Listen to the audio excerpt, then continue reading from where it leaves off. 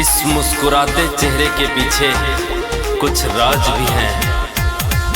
हंसते हैं चेहरे ऊपर से, पर दिल में दबे वो गम आज भी हैं।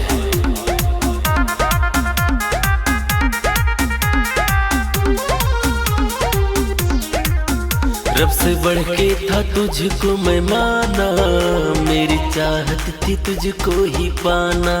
तुझसे करके मोहब्बत लुटा हूँ, मैं तो भूल गया मुस्कुराना।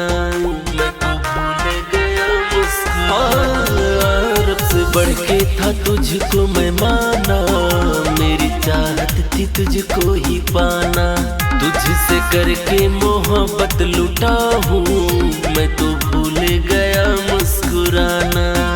जा मुझसा नया सीख पाओगी, यदि छोड़ के मुझको जाओगी, ओ जाने वाली पछताओगी। यदि छोड़ के मुझको जाओगी, ओ जाने वाली पछताओगी।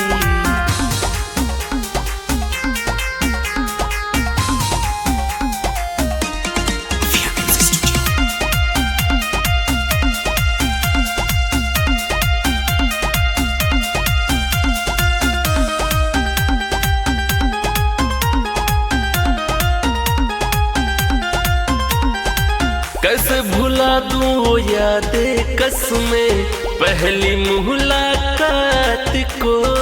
हंस हंस कर यूं बातें करना सारी सारी रात को। सारी सारी रात कैसे भुला दूं वो यादें कसमें पहली मुलाकात को। हंस हंस कर यूं बातें करना सारी सारी रात को। हंस यादों को कैसे मिटाओगी, यदि छोड़ के मुझको जाओगी, ओ जाने वाली पछताओगी। यदि छोड़ के मुझको जाओगी, ओ जाने वाली पछताओगी।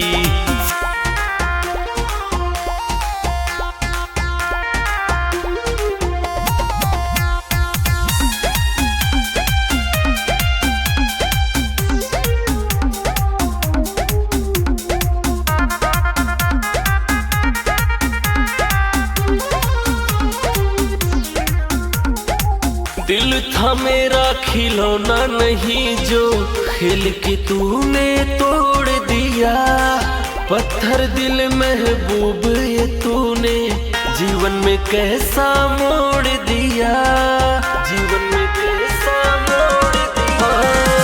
दिल था मेरा खिलौना नहीं जो खेल के तूने तोड़ दिया। पत्थर दिल महबूब ये तूने जीवन में कैसा मोड़ दिया।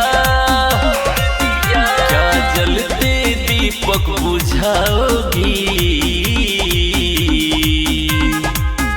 यदि छोड़ के मुझको जाओगी, ओ जाने वाली पछताओगी।